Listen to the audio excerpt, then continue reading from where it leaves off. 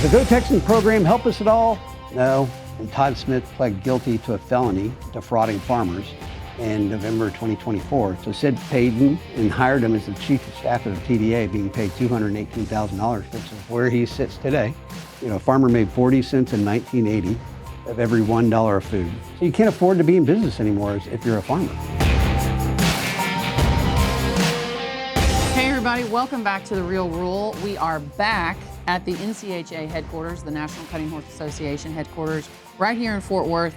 Want to say a huge shout out to them for letting us be here. This is our second interview, and today I'm so excited to be joined by Nate Sheets. Claire, thanks for having me. Man, awesome to be here. Oh, it's an honor. Thank you so much for doing this. This came about really quickly, so thanks for fitting us into your campaign schedule. I know things are... Thanks is all to you. Yeah, well, we're honored. So you are I think it's worth noting, you have cutting horses, and you're also a member of NCHA. Yes, I love being here. Not only do we buy 1-year-olds, we train them and then sell them as 2-year-olds. Nice. My trainer and partner and friend, Caleb Rice, does that for us.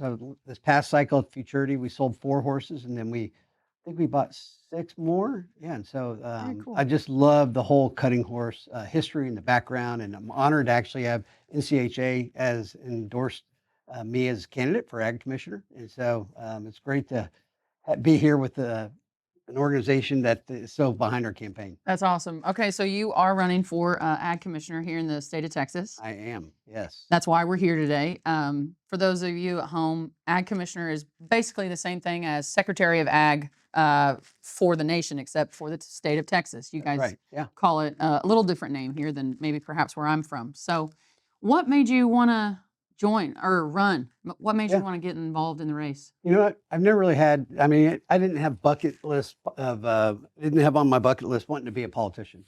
And so candidly, I spent 12 years in full-time Christian ministries back in 98 to 2010, went on a mission trip. Wow. That resulted in me spending 12 years traveling to 88 countries around the world, telling people about Jesus. And wow. We did some cool things. We created this little tool called an Evangicube, and then we launched a campaign called I Am Second, which is an online campaign, which had over 500 million views. Huge. But while I was in ministry, right after I met my wife, Patty, I bought a beehive as a hobby. And she said, we need a hobby together. That's not what she was thinking. She was thinking like scuba diving, working out. And back in 1996, they actually, when the internet was just coming out, they had TV commercials telling people what the internet was for. And they had this one internet commercial. It had a lady in this bee suit covered up with bees. And her boys were sitting up in a treehouse looking down at their mom and said, you really can find anything on the internet. And I grew up loving honey. I mean, people would give it to me as a gift when they're traveling. And so I thought, interesting. So I went over and typed in Beekeeping Dallas in our computer, and we lived in an apartment in Plano, Texas, and called this guy and asked him if I could buy a beehive. He said, sure. And so I hung up and I realized, wait, we live in an apartment. So I called my parents and asked them if I could put a beehive in their backyard, and just started actually going down the weekends and working with this guy, Fred, that I bought the beehive from. He had about 50 hives just down the road from me. Wow. And he was about 78, had cancer. And then he was in about 10 local health food stores. So I started getting up 4 o'clock in the morning, putting honey on the shelf for him before I go to work. And then Patty was a school teacher, and then we started going down to his house at night and bottling honey by hand in his garage. And I'd get up 4 o'clock in the morning and put it on the shelf. And so wow. That summer of 97, he said, hey, you want to buy the honey company? And long story short, I wound up buying it for $10,000 on terms. And oh my gosh. And so that was that was in September of 97. I went into ministry at the end of 97. And so I always had this little honey company on the side, not the bees, but I bought the product side. So I hired a beekeeper to bottle honey for me, and I hired a distributor to put it on the shelf. And it kind of just ran like that from 1997 really till about 2013 with some levels of variance. But I left ministry in 2010. And two things that I did when I bought the honey business. One, I put my cell phone number on the back of every bottle of honey. And the FDA required that so they could know where it was from because it was co-packed. But then also I put a Bible verse on the front. And thy word is sweeter than honey, Psalms 119, 103. And so the impact of those two decisions I never could have measured, because I really had a 17-year consumer research project. You would be shocked how many people actually called me off that phone number. I'd get calls in the middle of the night, midnight. Someone's like, hey, I'm standing in the Walmart aisle looking at honey. Can I ask you a question? I'm like, sure. I think they were more surprised that I answered the phone at midnight. But I Yeah. knew for 17 years, I knew exactly what people were looking for in their honey and their concerns about the food supply and are there chemicals in it? Where's it from? And how do they do it? And so when I left ministry in 2010, started doing the honey company full time, and it was still small. I mean, it's like a $500,000 a year in revenue. Mm-hmm. We got in some local Walmarts, and the original brand was North Dallas Honey, but Walmart started taking North Dallas Honey, not just in North Texas, but to Albuquerque and Oklahoma City and down to Houston because it was doing so well. And so we wound up developing the brand Nature Nates, and really to not have it so regionally focused. But what I did that was so different than anything that had been done before, honey up to that point had all been processed, which means that they would take the pollen out so it doesn't crystallize because people really didn't use honey that much in America compared to Australia, Mm-hmm. where 97% of households use honey. So I focused on the attributes. Again, I knew that people wanted pollen in their honey, and that's where all the flavor is and all the great parts of the honey. And so I focused on 100% pure raw, unfiltered, and we launched that in 2012. So all the grocery stores in America at that time, total sales were about $300 million a year. And starting 2012 to 25 to 2025, 12 years, the honey category went from 300 million to 1.5 billion. And for decades, it had been flat. But we went and focused on, once we launched Nature Nates, helping to see that people could use it for breakfast, lunch, dinner, snacking, barbecuing, baking, Mm-hmm. making bar drinks. And it was all about driving consumption and innovation. And so that's why there was so much growth from 2012 to 2025. So I was the CEO until November of 24, and I stepped away and I was on the board. And then I was with a buddy of mine, Rick Santorum, and we were talking about phases of life. And I spent 12 years in ministry, 14 years in Nature Nates. I'm, fairly young. And I was like trying to figure out what the Lord wants me to do next. And he said, with your background, your experience, agriculture, as is, in major decline, Oh yeah. and people are getting sick from the food. And so with everything that you've done in honey, Mm-hmm. you should go and look at being the ag commissioner. Yeah. I was like, okay. So came back, and honestly, I've been one of the larger donors of our current commissioner over the many years, Mm-hmm. but I never really knew what he did. And so I pulled up his job description with my wife and looked at it, and I was shocked at the impact that you can have. You feed 5.5 million kids in Texas in the school lunch program. Right. You're over the pesticide application. You're over rural healthcare, rural broadband, rural economic development, consumer protection, making sure that consumers aren't being defrauded. Mm-hmm. But you're also the chief marketing program for a Go Texan program, which is a program that was created to help farmers and ranchers be able to access consumers and be able to sell products. I was a member back in the 90s of the Go Texan program, Mm-hmm. and it has no value today to anyone who is a member of it. And now it looks more like an elementary school fundraising project with healing crystal earrings and scented candles. What? So when I think about, the potential of this office, that's why I felt like, man, I'm going to go invest my life and really try to go and help farmers and ranchers not just survive, but thrive. And we can really do it. And at the same time, clean up the food that we all eat, just like I did in honey with all the testing that we did. Yeah.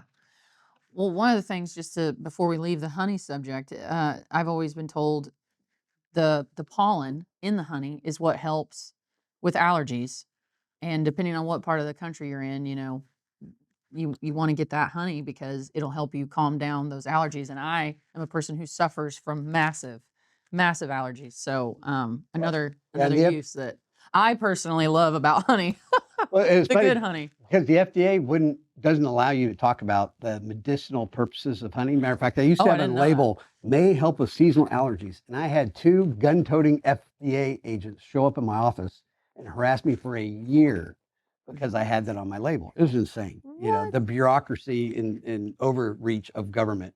Yeah. But the science behind that is if you ingest pollen, your body naturally produces histamine that coats the nerve receptors in your nose, ears, and eye passages. Mm-hmm. But that pollen's from the flower that it's collecting the nectar from.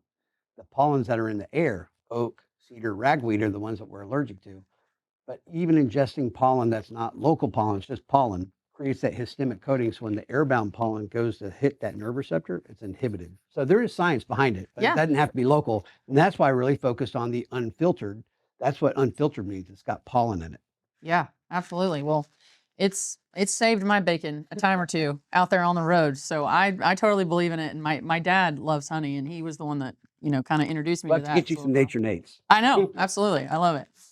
The Texas Tour series of the Real World podcast is sponsored by EA Capital Management, a private credit direct lending firm focusing on agriculture and rural business sectors, fueling growth, protecting legacies, and creating opportunity.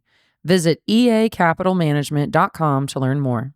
Well, so talk to us about, the Texas, forgive me, I'm going to get it wrong, the Texas, Agriculture. the program. Oh, the Go Texan Go program. Texan program. Yeah. So that's kind of become a hollowed out thing. Why is that? Or what's your opinion on that?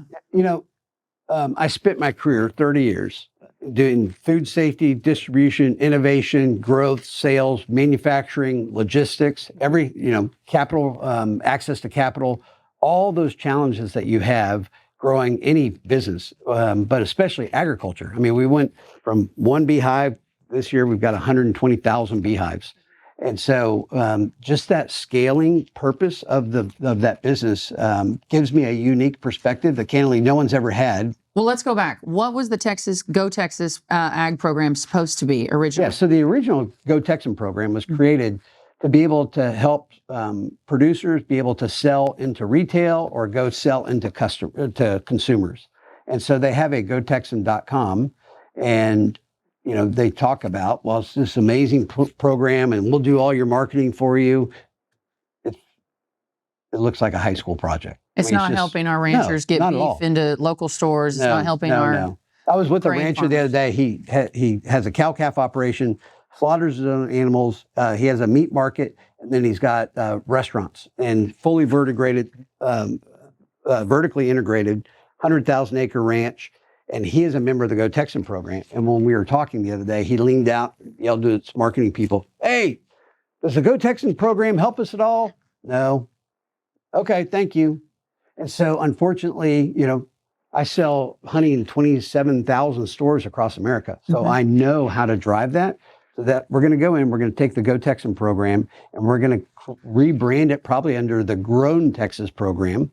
And it's really going to focus on agriculture. And then we'll go to retailers and we'll create a robust in-store section that if you have products that are shelf ready or consumer ready, you can go put them on the shelf, then you can go do that. And if not, then we'll have a robust.com. If you don't live near an HEB or a United, then we'll have a robust.com that we could even compete against Amazon, and we'll go help sell products and connect producers to consumers all over the United States. But that's just one aspect of it, because the challenge that we have, and this, we've lost all of our processing capabilities from an agriculture standpoint.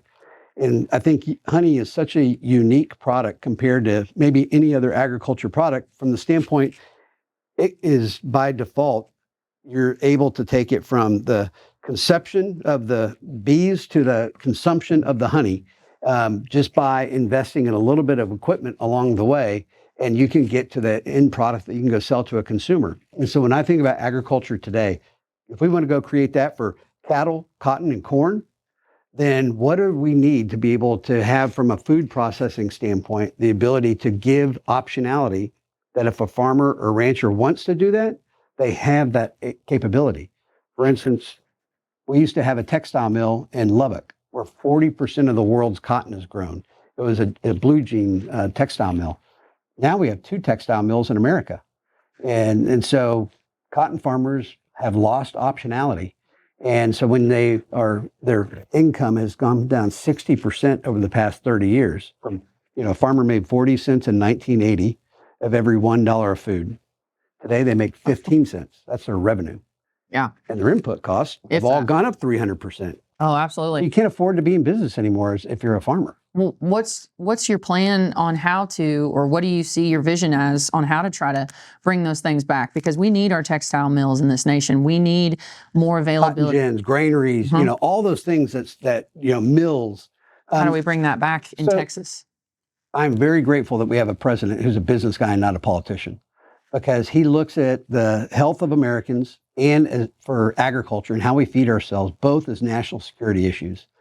He looks at the offshoring of manufacturing out of America to China back in the 80s, 70s, and 80s as a national security issue. I mean, we're so focused on, the Chinese bringing fentanyl up from the Gulf of America into the United States, but we have thrown the doors wide open for them to be involved in how we feed ourselves. And so when I meet with President Trump, I'm going to talk to him about the way in which he looks at NVIDIA, the chip manufacturer who has their chip plant in Taiwan. He said, we need to have an NVIDIA chip manufacturing plant here. We can't have it right next to China because of the security risks. I'm going to have him look at the food supply and how we feed ourselves through that same lens of national security, and what are the food processing capabilities that we need to re-onshore, and then how do we deregulate agriculture and make it easier for people to be in business, because we really have two competing things. We're trying to lower consumer prices, make it more affordable, and especially in the way we have to buy food. The food prices have gone up. He's trying to lower the food prices, like trying to bring in Argentinian beef. But we're continuing to lose farming and ranching because they're not making enough money. So those two things actually compete against each other. And so the only bridge between those two alternatives are be able to take that margin that's in between food produced and food sold and figure out how we bring it more towards a producer and lower the cost at retail at the same time for consumers. And so it can be done. Yeah. Oh, absolutely. It can be done. It'll take the grit and it'll take guts to get it done, because the middlemen are continuing to make record profits off of our farmers' products, off of our beef products. And yet our producers are the ones that are paying the price when the artificially lowering of our food starts to happen. It comes out of the producer pocket, because the middlemen, they have all the wherewithal to squeeze the little producer at whim, at will. Yeah, so if you think of it like this, I mean, think if I sold a bottle of honey for $2 that was going to go into retail and a consumer was going to buy it, by the time it goes through all that distribution, margin on top of margin on top of margin, the end price to a consumer, $6.50, $7. And so there's $5 that's caught between the producer and that consumer. So how do we start to redistribute that $5 to make it more beneficial for consumers and for producers? You mentioned national security, which is huge for me. It's huge for us on this podcast, because national security and national sovereignty, when it comes to agriculture, in my opinion, they're both just as important as the other. We're looking at, especially in, say, the state of Oklahoma, the Oklahoma legislature has gotten a hold of their policies, and they've done a great job of starting to reverse this. But what would be your plan to not allow foreign ownership of Texas land? Because we're seeing that as farmers and ranchers get pushed out of agriculture, they can't afford to do it. They can't afford to have all these prices fixed for them, but yet all their inputs are at the whims of the market. How do you see stopping foreign ownership in Texas and making sure that people can't come here and buy our land for agriculture, our ag land, and then do God only knows with it? Fortunately, we have had Congress pass a law to stop that going across the United States. In Texas, we've done the same thing. But there's about 185,000 acres in Texas that is deemed questionable in terms of where was the source of capital to purchase that land. And so the way that the legislature passed that bill was that it now becomes a legal issue. And so once I'm the ag commissioner, I'll work with our attorney general and we'll go look at those lands. And if it is owned, if we can track down that money was sourced from an adversarial country, then we can actually seize that property. And if we can do that, then we're going to have a Veterans First program for agriculture at the Texas Department of Agriculture, and we'll figure out how to grant that land, to veterans. They protected our land overseas, and now let's give them land so they can cultivate it here in America. So, but at the end of the day, whether it's Chinese data centers, wind farms, solar farms, if a producer loses money every year. I talked to a rice farmer. He farms 6,000 acres. I mean, fairly large scale rice farm. He was going to sell his crop for 40% less than the actual input cost to make it.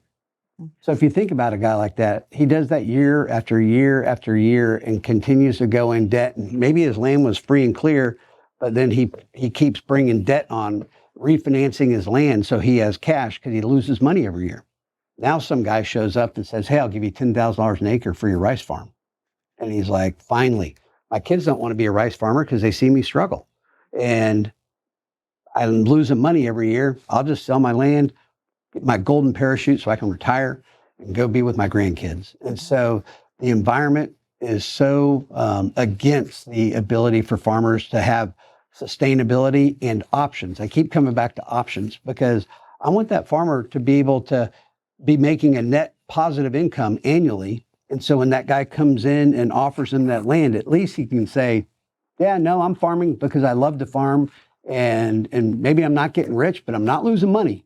And right now that they don't have an option. They're like, yeah, I'll take that. And so that's really the focus, I think, of so much of what we need to do is drive profitability, drive revenue, and to help offset all the expenses. Because the farmer can't just go cut expenses. If you're cutting expenses, that means you're not plowing, you're not seeding, you're not calving, you're not, because the expenses are being farmed. Oh yeah, their expense belt is pretty dang tight. Yeah. Any more tightness in that belt, and you have no air. If you don't spend it, then you're not producing. So you know.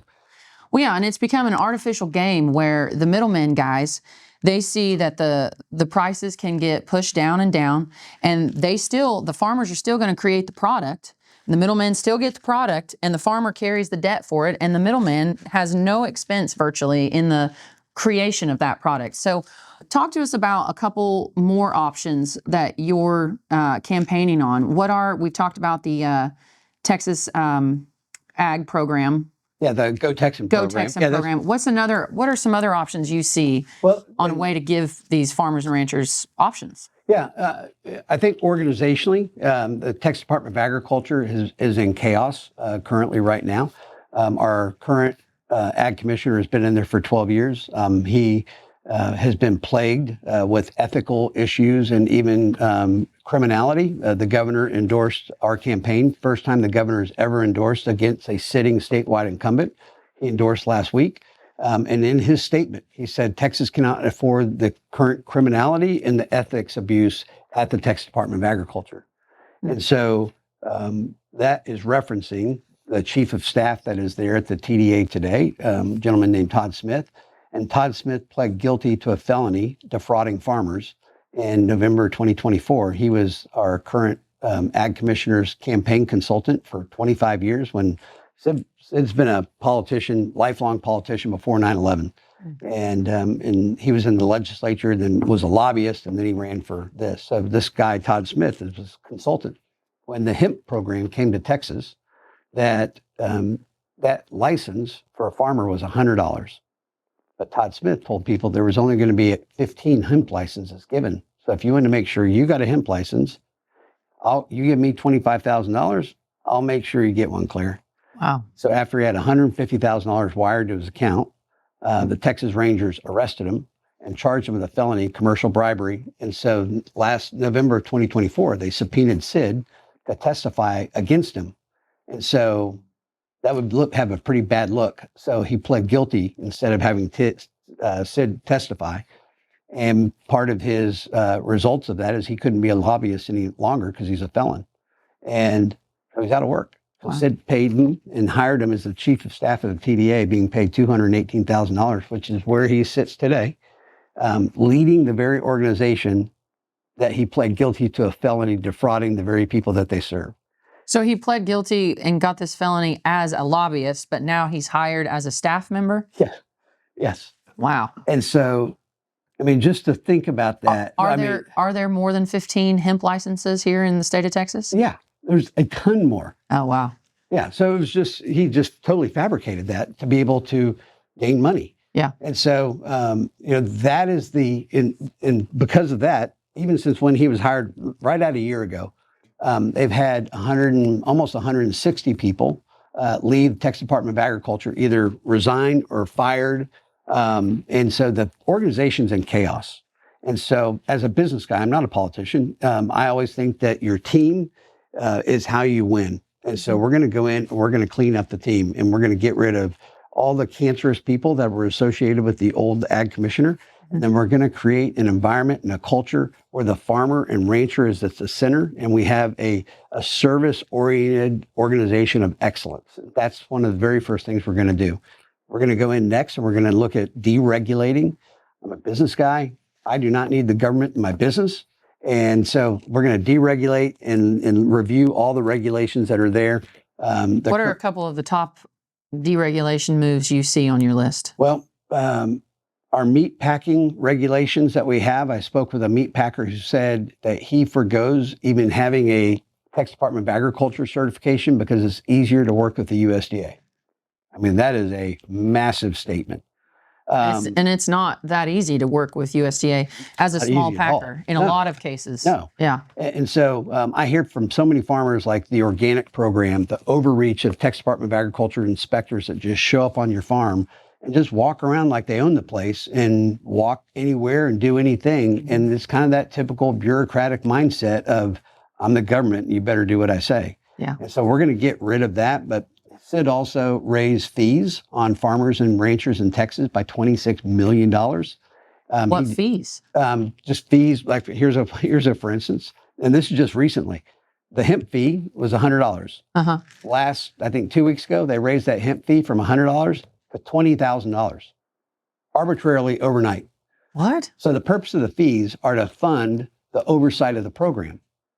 They're not revenue centers. And so, but that's how they've been treating it. They're revenue centers because he has crazy marketing campaigns to promote himself. He has a 14-year TV show featuring and starring him. He uses the Go Texan dollars to market himself for his campaign because he doesn't raise money. So he's just completely abused the programs that are currently there. So we're going to deregulate. We're going to lower fees. We're going to focus on revamping the Go Texan program. And then we're going to overhaul the school lunch program. We're 44th in the nation in the school and the nutritional value of the school lunch program. And we're 41st in the nation in education for our schools. We wonder why we perform so poorly. Well, probably the food that we feed our kids impacts how they perform.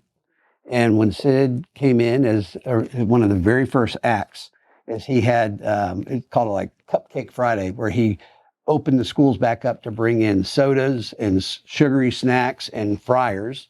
And, you know, he wanted to get rid of the Michelle Obama associated days. But the result of that is we're 44th in the nation. And so at the end of our term, I want to be in the top 10 of the top 10 states of nutritional value for school lunch program. And the governor wants to be in the top, he wants to be number one in education.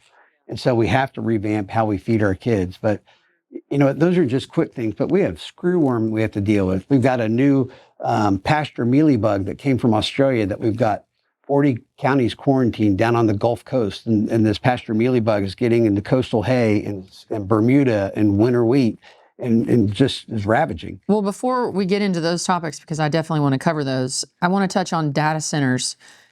You know, farmers and ranchers get vilified all the time for everything, for breathing, for existing in a lot of cases. And then we also have this media push in some parts of the country where the farmers are using up too much water.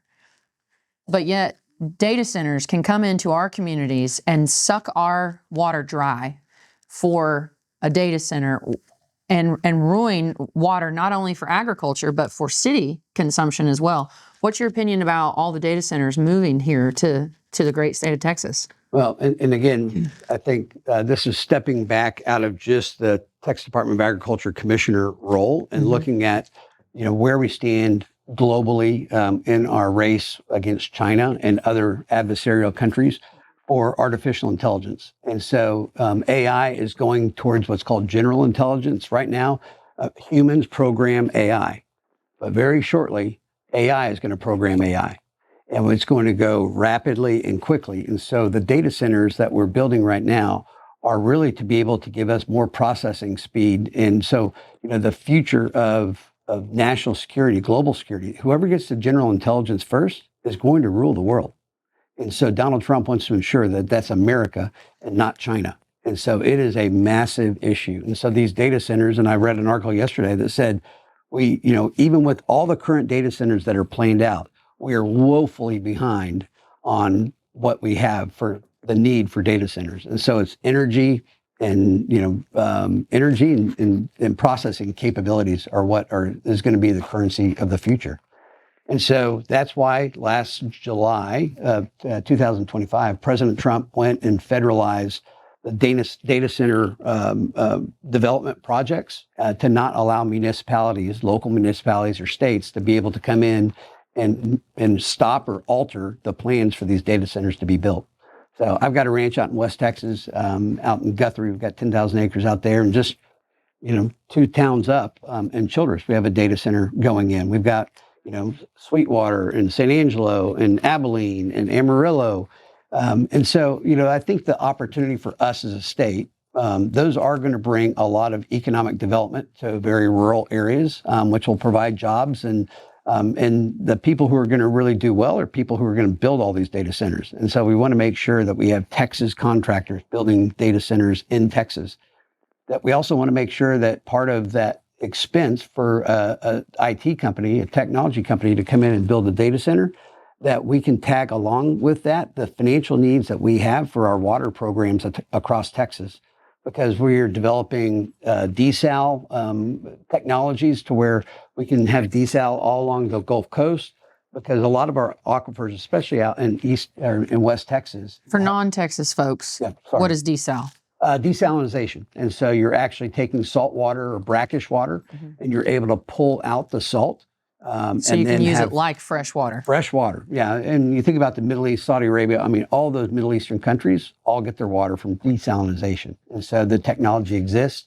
It's just expensive, but we also have to have, if we want to use desal for San Antonio, which is more in the middle of Texas, but bring water from the coast, then we've got to have pipelines. But the good thing is, Texas is known for great abilities to move liquid around, oil and gas.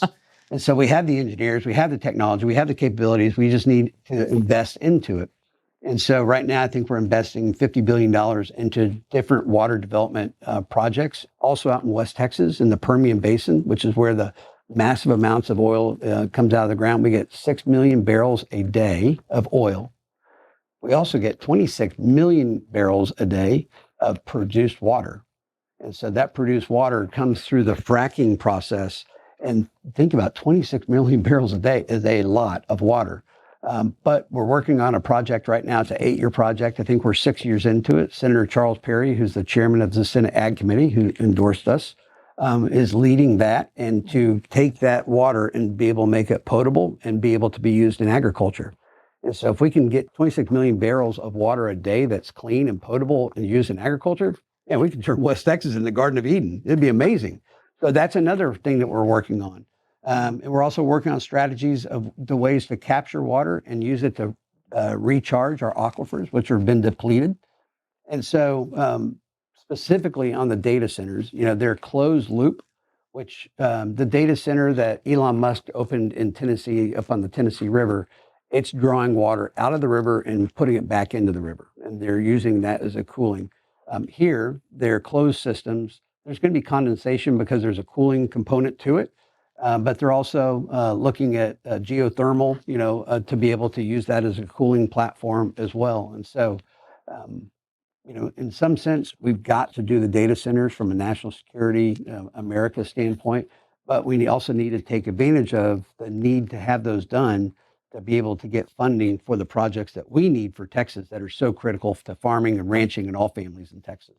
Yeah, I think it would make a lot of folks feel better using the desal water method to cool these rather than our precious fresh groundwater, especially out there in West Texas, which is, I'm not from there, but I'm from near there, and I understand water's scarce, to say the least. It is. So, and again, if we can get it, even to produce water, 26 million barrels a day, because when they first build these data centers, they fill them and they're closed loop. And so maybe you got to top them off, once a year or once a quarter or something, but it's not a continual drawdown on that water. It's that closed loop system going through and cooling. And then you're recycling the water. Yeah. A lot, at least here in Texas. Correct. Not all data centers, but Correct. At least here in the state. And the reason why they're doing it in West Texas is because we have access to so much energy out in West Texas. We have the oil and gas fields, and we have all the natural gas. And so they're building natural gas fire plants that generate electricity that they can pipe right into those data centers. Also out in West Texas, we have a lot of the wind, so they can draw off that wind. But we also have the small nuclear reactors that we're working on. I'm actually an investor with a program out of Abilene where they built a small nuclear reactor based on molten salt, where they take salt, superheat it, it liquefies, and then they can place uranium rods into that liquid salt, and it maintains the uranium, and then it goes through a heat exchanger and generates electricity. And so there's another Rick Perry, who was a former governor and ag commissioner. They actually just went public on a data center that has, it's called Fermi is their company, that has a nuclear reactor attached to it. And they did a publicly traded offering, an IPO, just a couple months ago and did incredibly well. So there's a lot of innovation and a lot of good things that are coming to Texas because of the need to have data centers. One of the biggest powers as a non-Texan, but I love this state. Maybe someday I'll die a Texan. But one of the biggest powers that I see, and I think a lot of folks according to the media are kind of have the same perception, that the Texas Ag Commissioner holds a lot of authority in terms of opening up our southern border to imported beef from Mexico or coming up from South America, Brazil, live cattle on the hoof. What is your opinion about right now? I believe the last time I checked, we're still basically a closed border to Mexican import cattle, live cattle. What's your opinion about, would you open the border? Would you keep it closed? What's your thought? Because obviously we have a lot of issues with screwworm coming up, and a lot of people think screwworm is isolated only to Texas, which it's not. It can travel as far as the cattle travel, or even I'm told by some reports that it can travel with birds. So that's a whole new thing. My family has memories. My parents being little kids. My mom was a little kid, and she remembers having to deal with it as far north as where we are. And what's your opinion about, the screwworm and opening up the border and all that? Yeah, unfortunately, when it was brought to the attention of our current commissioner back in 2023, he did not take it seriously. So a group, Eamon Blair, who is an amazing agriculture policy expert, they went and met with the current ag commissioner and showed that it has started to penetrate the Darien Gap down in Panama. And so the screwworm has been in America, for decades past. There's been outbreaks in Florida and in Texas back in the 50s and 60s and 70s. And so for any listeners that don't know, the screwworm is it's a fly that lays an egg on an open wound or an orifice. Mm-hmm. And when that egg hatches in 7 hours, the larva burrows into the host, the screw, and eats living flesh versus like a blowfly that eats carrion, dead flesh. Right. And so the way that they overcame that in the past was doing a sterile male fly program where they sterilize the male flies with radiation, and then they drop them into an area and the females mate once. And so the goal was to outpopulate the fertile flies with the sterile flies and kill it out. And that's how they eradicated it last time. Unfortunately, the SIT facility, the sterile fly facility, burned down. And so the USDA has designated $750 million to go rebuild those plants, but it's just taking 18 to 36 months. And so we don't have, time is not on our side.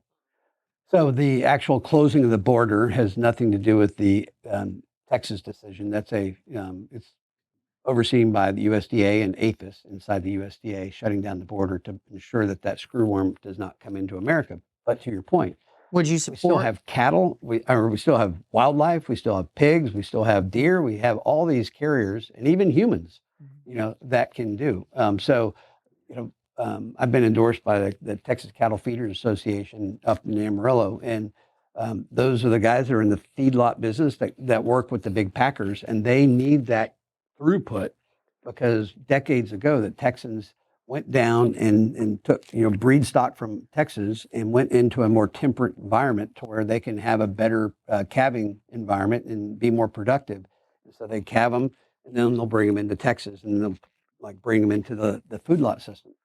So they also have a lot cheaper labor in Mexico. They do. They don't have all the regulation that the American ranchers don't. So it is beneficial because you're basically we exported American genetics down into Mexico, and now we're importing those cattle back to a lot of our feeders. And I don't have any qualm with it, but just to give the the backstory of it. So now we're importing cattle that are much cheaper to raise, which It didn't have a lot of deficit. government oversight and over regulations, which is what is part of the problem in agriculture today. Right. Too much government oversight Sure. and regulation. Absolutely. It makes it difficult for and everyone. pushes people offshore, to go do that. Right. So, would you support keeping the border closed though, or what do you think it needs to be open back? Where do you fall on that?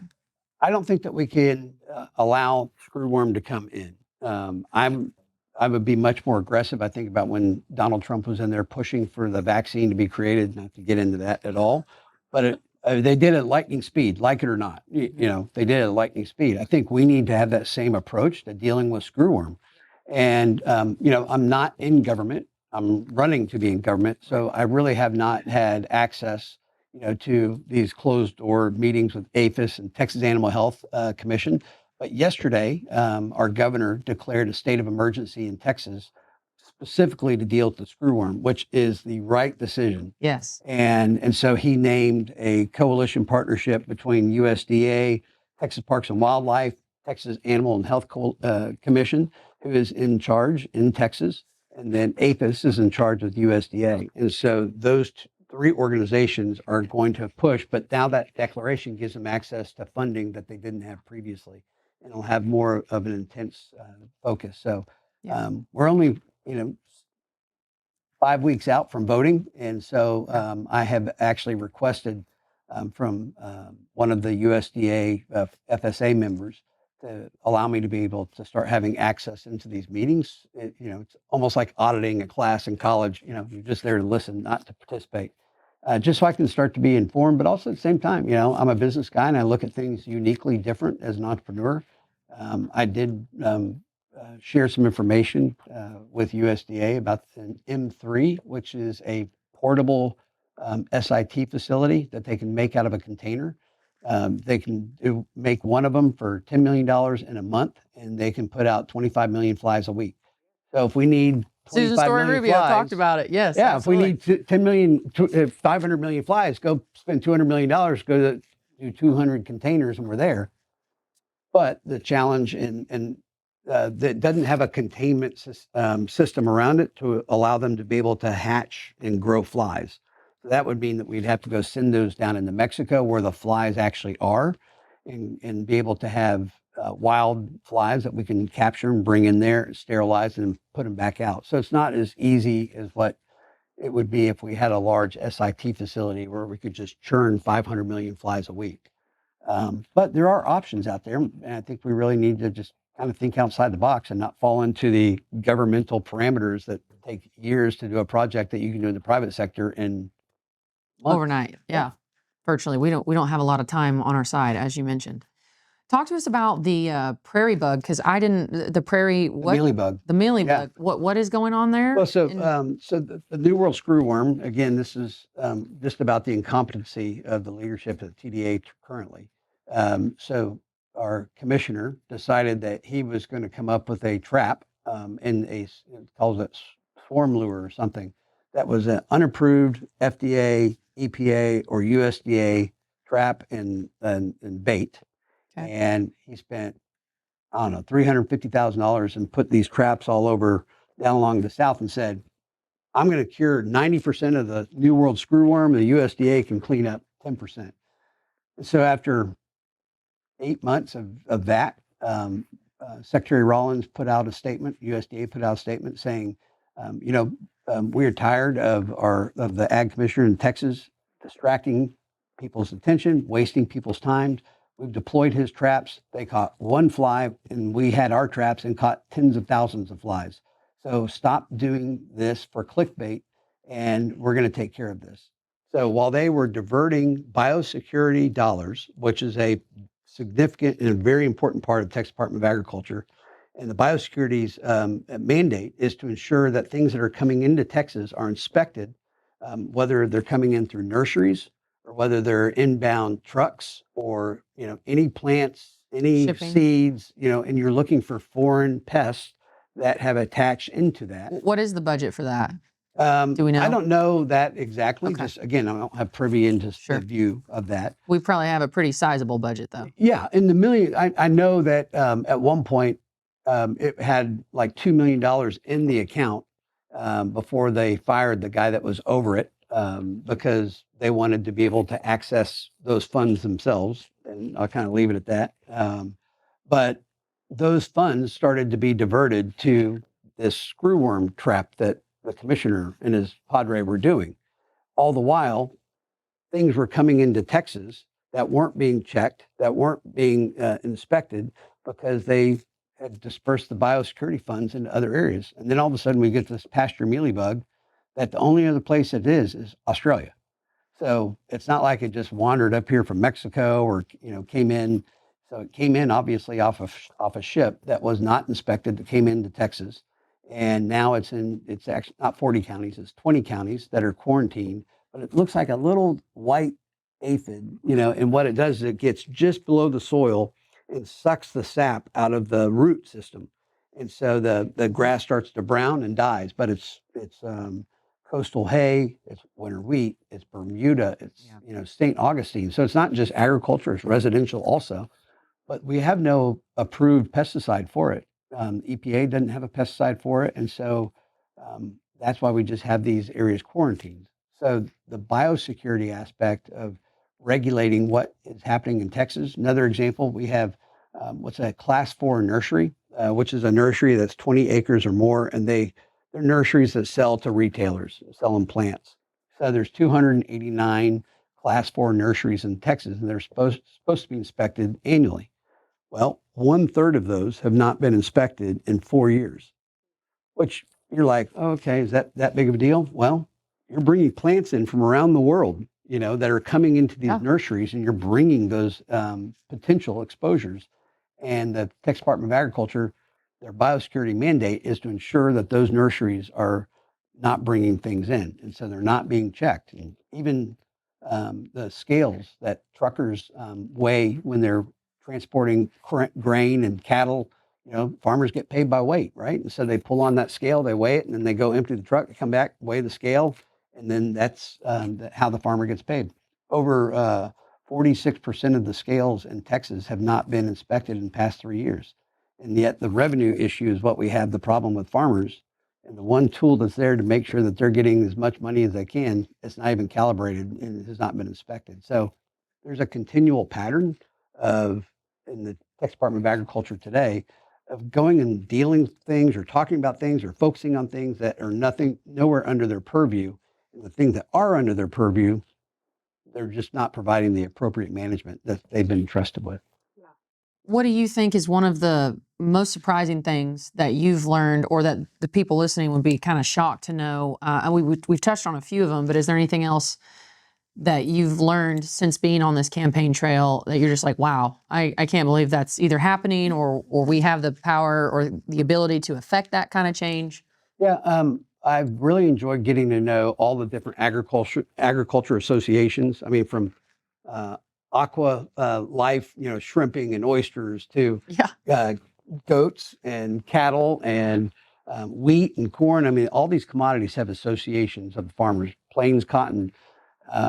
And so getting to go and listen to each one of those groups and the challenges that they have, the opportunities that they see, has been great. The thing that, and I had the Texas Farm Bureau endorse me just a few days ago. They have not endorsed a candidate since 2014. And so that is a massive endorsement. And they're concerned because I have a MAHA side to me, to make sure that we're cleaning up the food. They want to make sure I'm not coming in to take away the tools that farmers and ranchers need to be able to grow what they need to grow. And so I emphatically share with them, I am not going to come in and take away any tools. It is what it is. So if you're in production, it's status quo, not from a bad point, from a good point. Keep doing what you're doing.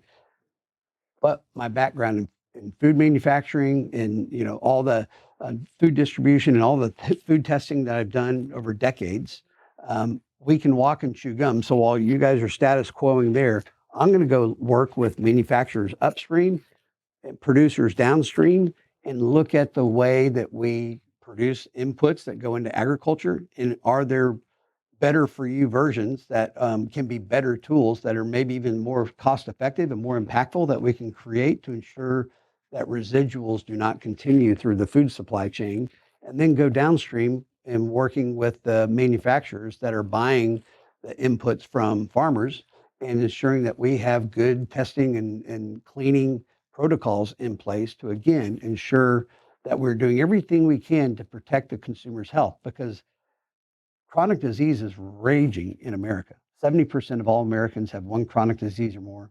18 to 25-year-old kids, 78% of those kids are ineligible to serve in the military because of their health, directly related to the food that they eat. So we're spending $1 trillion revamping our military, but in years to come, we might not even be able to man that military. And we spend nationally $4 trillion a year treating symptoms of diseases related to the food that we eat. And in Texas this year, we'll spend $100 billion on Medicaid. So when you think about that, I mean, we're paying, I mean, we want inexpensive calories. That's what the aim is. And that's what the ultra processed foods are, cheap calories. The result is people are paying for it on the back end in healthcare costs and quality of life. I mean, everybody can sit there and think of a mother has Alzheimer's or cancer. My own mother died from Alzheimer's, had breast cancer. But everybody knows people now. And so we don't have to live that way.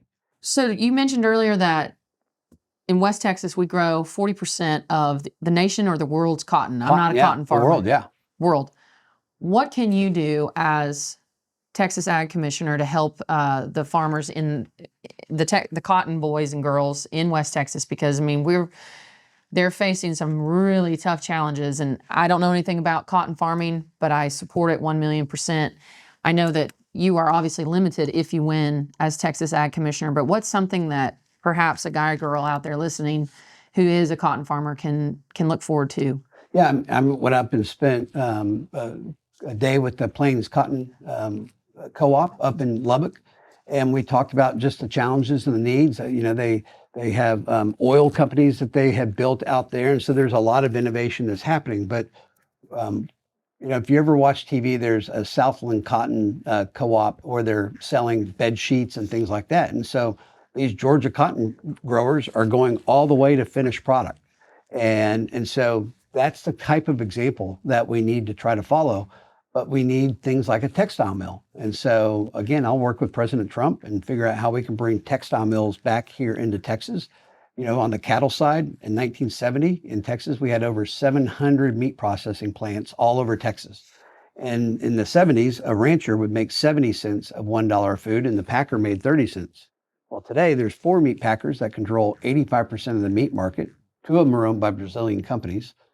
And now the meat packers make 70 cents and the rancher makes 30 cents. It's switched. It's funny how that middleman got in there and changed we things need around. Again, we just need to look at each one of these vertically integrated supply chains of each one of the commodities and look at how do we help take a farmer where they're right here today, get one step closer to that end purchaser, that end consumer, and give them the option of being able to capture that margin themselves. And so whether it's a textile mill, meat packing facilities, you know, mills, whatever it is, we're going to look at trying to figure out how we bring those back into Texas to help save agriculture and not force a farmer to go sell his land to a data center. We've got to have our agriculture lands worth something in production, not just worth something only when they're sold for a data center or to somebody to grow houses on them. Speaking of the packing issue, what is something that you think that you could do to help fix that? These monopolies that are controlling a lot about the beef market and the beef industry here in Texas. What do you think is something you could do as Tex Ag Commissioner? I mean, our goal will start to bring small to medium-sized meat processing facilities from a regional perspective, looking at, you know, where's the greatest concentration and density of animals. So we're cutting down on transportation because that's always one of the biggest costs in agriculture. And, you know, in any time you're doing a capital investment, it comes down to where's your financing come from. And so there are a lot smarter financial equity and financiers out there that we'll bring to the table to look at ways that we can go in and have funds that we can access. But the goal in bringing meat processing isn't to just create a bunch of, you know, hundreds of meat packers that are all profit driven, because that's not really going to help. how do we create an environment where the meat processing, and it's not a government controlled thing, but the benefit of having a government controlled thing, if you did a break even, that's fine. But how do we create a for-profit, a non-government run organization to where we're just trying to just cover the cost of meat processing that really gives affordability? And so you think of co-ops, the old co-op idea, which I don't love, kind of socialistic. Yeah.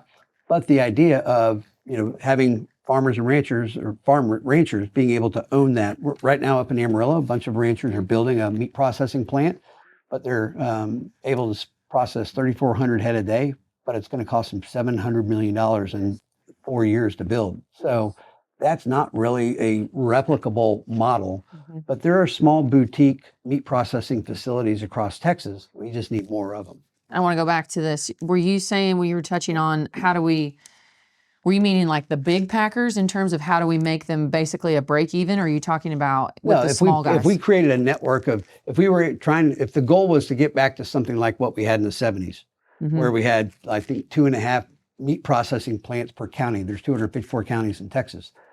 We don't need that. But if you could bring in, I don't know, 50, 100 small meat packing facilities.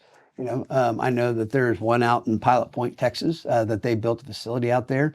I think they can do, a couple hundred head a day, and it probably cost them $8-10 million to build. So there are smaller solutions to be able to allow smaller ranchers to be able to access that. But then even beyond that, it's even looking at the regulations of, in Texas, you have to sell your cows in halves or quarters if you're going to process it to a consumer. A lot of consumers don't have a freezer for a half or a quarter. Right. And so how do we allow them, looking at those regulations of how do we allow them to go back and do box beef and be able to sell a steak versus having to sell a quarter of a cow.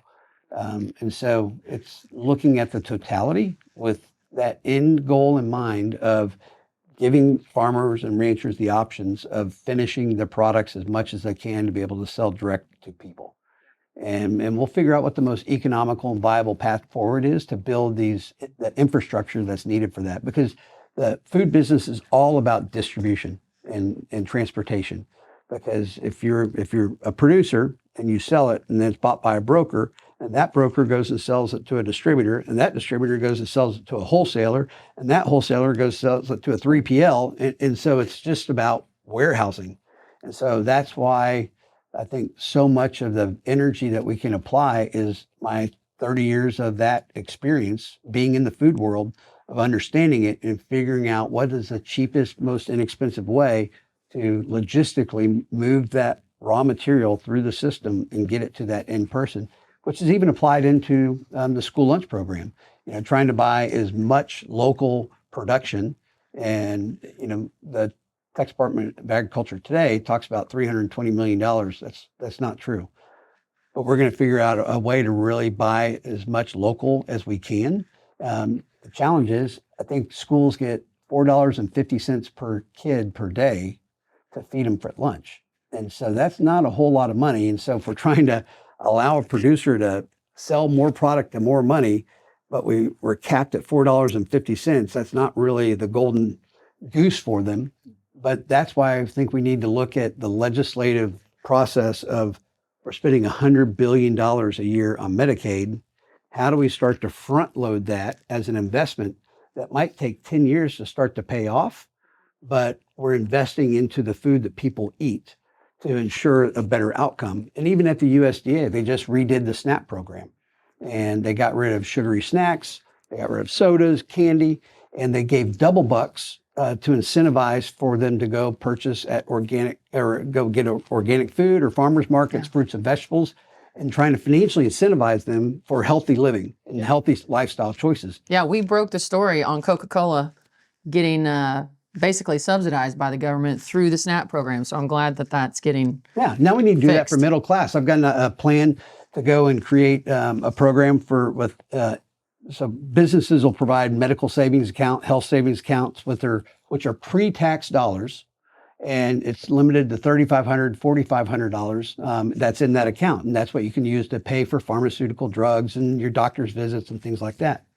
Well, let's go allow those dollars to be used to buy organic produce and healthy, better for you produce and food that they can pay for in pre-tax dollars. And let's go double it from 3,500 to 7,000, 4,500 to 9,000.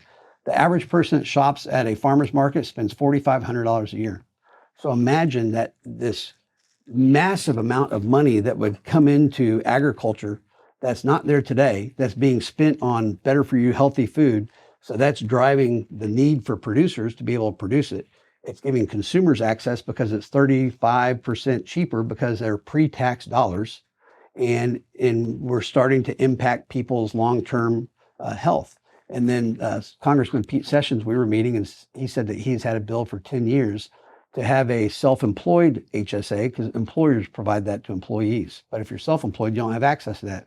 So let's go create a self-employed HSA account and have those same benefits. And that's how we really start to invest and encourage Americans to healthy choice and lifestyles that are going to start to diminish the $4 trillion and $100 billion that we're spending on dealing with health. Yeah, we grow the best ag products here anywhere in the world, right here in America. What happens to them after they're taken out of the hands of the farmer and rancher is another story. So we appreciate you and all your support for farms and ranches. Tell us about early voting. When do people here in Texas need to be prepared to go early vote? What's the best way to support the campaign, and where do they find you on social media? So early voting starts February 17th. And so that's, this coming Tuesday. That's 2 weeks away. So we're in full court press, man. We're this afternoon, we'll fly down to Galveston, and then tomorrow morning we'll fly down to McAllen, Texas. We've got about 150 citrus farmers down there. We have an event, but we've been from El Paso to Amarillo to Texarkana to McAllen all in a day, and so it's a lot. But early voting starts February 17th. Primary vote is March 3rd. And so really in Texas, this is the deciding factor. And so if we feel like the agricultural environment and the way in which we feed ourselves in Texas, if you feel like it needs to change, then the way to make an impact on that is go vote for Nate Sheets. And so you can go to natesheets.com. You can go follow us on social media, Nate Sheets for TX on Instagram. I think on Facebook, it's Nate Sheets for Texas. But, I've just encouraged people to, the power of the vote is what really makes things happen. And if you feel like there needs to be a change, then become an activist and get out and follow us on social media and push it out to your friends and say, you got to go vote. And I'll tell you, once we get through the primary and we're going to move towards the general election, I believe that, it doesn't matter if you are, what your ethnic background is, what your sexual orientation is, what your economic status is, all those things don't matter when we're talking about our food. When we're talking about agriculture, it's important. Unfortunately, poor people disproportionately are more negatively impacted by food and how we feed ourselves. I talked to a father the other day who said, man, I'm a football coach. I make $30,000 a year. I'm a single father with 3 boys. Only thing I can afford to do is feed my kids at McDonald's. And immediately I started telling him about that whole HSA program, because even as a football coach in school, he had that. And he was like, oh my gosh, that'd be amazing. So this is important. And so we need people, if you eat food, if you think that the food that we eat is connected to our health, the ag commissioner job matters in Texas. It's not just for agriculture. It's for every single one of us. And so come join us, come get on the team, natesheets.com, and let's change for Texas better for all agriculture and all families. Yeah, absolutely. Nate, thank you so very much for being on the show. It was an honor. Claire. Appreciate it. That'll do it for us in this episode, guys. Thanks so much for tuning in to The Real Rule. We'll see you on the next one. Adios. If you want to support us, the best way to do that is to please follow us on Instagram and YouTube at The Real Rule, as well as on all podcast platforms at The Real Rule. You can also shop the merch at claredunn.com. Click on store, get that Support Ag merch, and thank you so much for all your support right here at The Real Rule.